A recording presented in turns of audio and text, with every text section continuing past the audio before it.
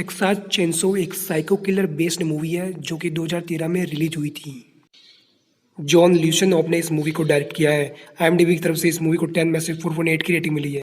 Movie के story में हैदर नाम की एक लड़की अपनी दादी से विरासत में मिली संपत्ति पर अधिकार करने के लिए टेक्सास नामक जगह पर जाती है, जहां पर एक मास्क पहना हुआ साइको किलर उसके दोस्तों को एक एक करके मारने लगता है, वो भी बड़ी बेरहमी से ही। दोस्तों, यदि आपको भी ऐसी मूवी देखना पसंद है तो हमें कमेंट करके जरूर बताएं।